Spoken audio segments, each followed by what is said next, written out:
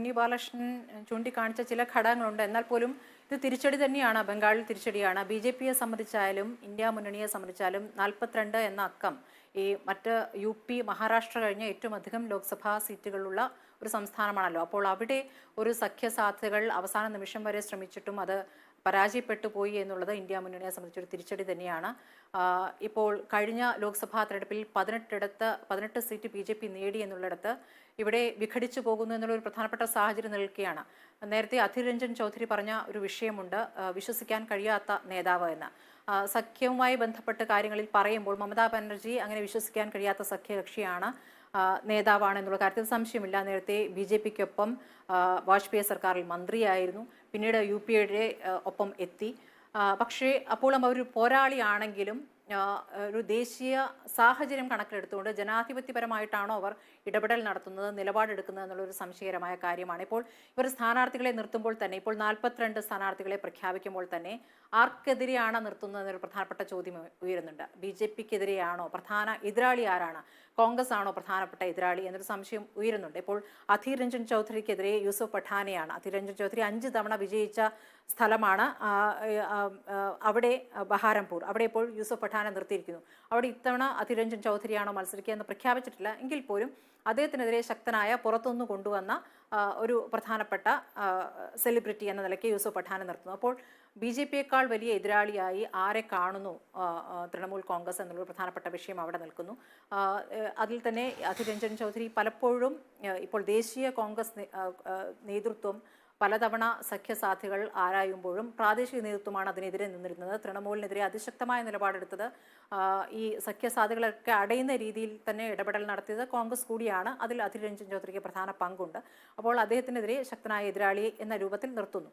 പിന്നീട് ഈ BJP-ക്ക് അല്ലെങ്കിൽ മോദിക്കുള്ള ഒരു സന്ദേശം, BJP-ക്കുള്ള ഒരു സന്ദേശം എന്ന നിലയ്ക്കാണ് ഈ സ്ഥാനാർത്ഥി പട്ടിക എന്ന് അധീർ രഞ്ജൻ ചൗധരി പരിഹസിക്കുകയുണ്ടായി.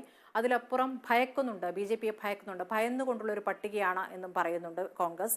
ഇപ്പോൾ ED വരുന്നു, CBI വരുന്നു, ഈ അന്വേഷണ ഏജൻസികളൊക്കെ വരുന്ന ഘട്ടത്തിൽ BJP-യെ പിണക്കാത്തൊരു പട്ടിക തയ്യാറാക്കുന്നു എന്ന രൂപത്തിലാണ് പറയുന്നത്. അപ്പുറത്ത് BJP-യുടെ പരിഹാസമുണ്ട്. BJP-യുടെ പരിഹാസം എന്ന് പറയുന്നത്, ഞങ്ങളിൽ നിന്ന് പോയ 8 പേരെയാണല്ലോ നിങ്ങൾ അവിടെ മത്സരിപ്പിക്കാൻ നിൽക്കുന്നത് എന്നൊരു കാര്യം അവർ ചോദിക്കുന്നത്. ശത്രുഘ്നൻ സിൻഹ അടക്കം 8 പേർ ആ രൂപത്തിലാണ്. 16 സിറ്റിംഗ് MP-മാരുണ്ട്, 12 വനിതകളുണ്ട്. മുഹുവ മൊയ്ത്ര ഒരു ഘട്ടത്തിൽ മുഹുവ മൊയ്ത്രയെ മമതയ്ക്ക് ഇഷ്ടമില്ല എന്നുള്ള സൂചനകളുണ്ടായിരുന്നു. മുഹുവ മൊയ്ത്ര പക്ഷേ പാർലമെന്റിൽ നിന്ന് പുറത്താക്കപ്പെട്ട സാഹചര്യമുണ്ട്. അപ്പോൾ അവരൊരു പോരാളിയാണ്, അവരെ വീണ്ടും മത്സരിപ്പിക്കുന്നു എന്നുള്ളൊരു നല്ല ചിത്രം കൂടി അവിടെ നൽകുന്നുണ്ട്. അതേസമയം സന്ദേശ് ഖലി ഒരു പ്രധാനപ്പെട്ട വിഷയമായി അവിടെ ഉയരുമെന്നുള്ള കാര്യം ഉറപ്പാണ്. സന്ദേശ് ഖലി ഇത്തവണത്തെ തിരഞ്ഞെടുപ്പിൽ പ്രധാനപ്പെട്ട വിഷയമാക്കാൻ BJP ശ്രമിക്കുന്നുണ്ട്. പ്രധാനമന്ത്രി നരേന്ദ്രമോദി അടക്കം, മണിപ്പൂരിൽ നിശബ്ദനായ മോദി അടക്കം സന്ദേശ് ഖലിയിലെ സ്ത്രീകൾ മാപ്പ് തരില്ല, രാജ്യം അവിടെ നിന്നൊരു മറുപടി ആഗ്രഹിക്കുന്നു എന്ന രൂപത്തിലുള്ള പ്രസംഗങ്ങൾ പല ഘട്ടത്തിൽ നടത്തിയിട്ടുണ്ട്.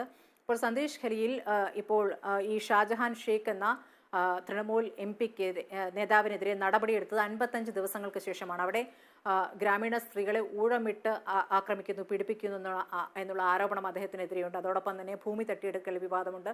അതൊരു വലിയ വിഷയമാക്കി BJP ഉയർത്തുന്നുണ്ട്. അപ്പോൾ അവിടെ സന്ദേശ് ഖലിയിൽ ഇപ്പോൾ നിലവിലെ MP നുസ്രത് ജഹാനെ ഒഴിവാക്കിക്കൊണ്ട് ഹാജി നൂറുൽ ഇസ്ലാമിനെയൊക്കെ അവിടെ സ്ഥാനാർത്ഥിയാക്കുന്നുണ്ട്. പക്ഷേ അതവിടെ ഒരു പരിഹാരമാകുന്നില്ല. മമതയ്ക്കെതിരെയുള്ള വികാരം, നേരത്തെ ഉണ്ണി ബാലകൃഷ്ണൻ ചൂണ്ടിക്കാണിച്ച ഒരു ഘടകം, മമതയ്ക്കെതിരെയുള്ള വികാരം എങ്ങോട്ട് പോകുന്നു? നേരത്തെ സർക്കാർ വിരുദ്ധ വികാരം ഉണ്ടെങ്കിൽ അത് ആ വോട്ട് മുഴുവൻ BJP-യിലേക്ക് പോകുന്ന സാഹചര്യം ഉണ്ടായിരുന്നു. പക്ഷേ ഇത്തവണ അത് CPM-ലേക്ക് പോകാനുള്ള സാധ്യത കൂടുതൽ ഉണ്ട്. കാരണം 5 വർഷത്തിനിടെ മുഹമ്മദ് സലീമും സുജൻ ചക്രവർത്തി, മീനാക്ഷി മുഖർജി എന്നിവരുടെ നേതൃത്വത്തിൽ CPM ഇപ്പോൾ അവരെ തിരിച്ചുവരവിൻ്റെ ഒരു പാതയിലാണ്. ഇപ്പോൾ കഴിഞ്ഞ ദിവസങ്ങളിൽ നടന്ന റാലിയിൽ തന്നെ, CPM-ന്റെ റാലിയിൽ തന്നെ വലിയ ജനപങ്കാളിത്തം ഉണ്ടായിരുന്നു. ആ രൂപത്തിൽ CPM ഒരു ഉയർത്തെഴുന്നേൽപ്പിൻ്റെ ശ്രമം അവിടെ നടത്തുന്നുണ്ട്. അത് ഒരു പക്ഷേ ഈ സഖ്യമില്ലായ്മയിൽ CPM-നെ സഹായിച്ചേക്കാം എന്നുള്ളൊരു വാദവും ഉയരുന്നുണ്ട്. അതേസമയം മറ്റ് സങ്കീർണമെന്ന് കരുതിയ UP പോലുള്ള സ്ഥലങ്ങളിൽ സീറ്റ് വിഭജനം കൃത്യമായി നടപ്പാക്കാൻ സാധിക്കുകയും ഇവിടെ നടപ്പാക്കാൻ സാധിക്കാതിരിക്കുകയും ചെയ്യുന്നത് ഇന്ത്യ മുന്നണി എന്ന രൂപത്തിൽ അതൊരു വിഷയം തന്നെയാണ്. കോൺഗ്രസ് അപ്പോഴും ദേശീയ നേതൃത്വം അപ്പോഴും പിണക്കാതെയാണ് പ്രതികരിക്കുന്നത്. ജയറാം രമേശിനെ പോലുള്ള നേതാക്കൾ പ്രതികരിക്കുമ്പോഴും സഖ്യസാധ്യത ഇല്ലാതെ പോയത് ഖേദകരമാണ്. അപ്പോഴും ഉറ്റുനോക്കുന്നു അടുത്ത ഘട്ടത്തെ എന്ന രൂപത്തിലാണ് പ്രതികരിച്ചിട്ടുള്ളത്. അതേസമയം അവിടുത്തെ പ്രാദേശിക കോൺഗ്രസ് നേതൃത്വത്തെ ആ രൂപത്തിൽ അനുനയിപ്പിക്കാനോ ഇതിനൊരു നേതൃത്വം കൊടുക്കണമെന്ന് ആവശ്യപ്പെടാനോ ഒരു രീതിയിലേക്ക് കോൺഗ്രസ് ദേശീയ നേതൃത്വത്തിന് പോകാൻ സാധിച്ചിട്ടില്ല എന്നൊരു യാഥാർത്ഥ്യം അവിടെ നിൽക്കുന്നു. അപ്പോൾ ഈ തിരഞ്ഞെടുപ്പ് ബംഗാളിൽ BJPക്ക് നേട്ടമാകുമോ? നേരത്തെയുള്ള തദ്ദേശ തെരഞ്ഞെടുപ്പിലെ കണക്കനുസരിച്ച് ഉണ്ണി ബാലകൃഷ്ണൻ ചൂണ്ടിക്കാണിച്ചനുസരിച്ചാണ് BJPക്ക് അത്തരം സാധ്യതകൾ കുറച്ച് കുറയുന്നു എന്ന് വേണമെങ്കിൽ കരുതാം. പക്ഷേ അതേസമയം തിരിച്ചുവരവിൻ്റെ പാതയിലുള്ള CPM-നെ സംബന്ധിച്ച് അതൊരു പ്രധാനപ്പെട്ട വിഷയമാണ്, പ്രധാനപ്പെട്ട നേട്ടമാകാൻ സാധ്യതയുണ്ട്. ഒരു കാര്യമുണ്ട്, മമതാ ബാനർജിക്ക് ഇന്ത്യ എന്നാൽ പശ്ചിമ ബംഗാളാണ്. പക്ഷേ കോൺഗ്രസിനെ സംബന്ധിച്ച് ഇന്ത്യ എന്നാൽ ഇന്ത്യ തന്നെയാണല്ലോ. അപ്പോൾ കുറച്ചുകൂടി വിശാലമായ കാഴ്ചപ്പാടിൽ സഖ്യസാധ്യതകൾ തേടണമായിരുന്നു എന്നുള്ളതാണ്. ഇതൊരു തിരിച്ചടിയാണെന്ന് തന്നെയാണ് എൻ്റെ ഒരു അഭിപ്രായം.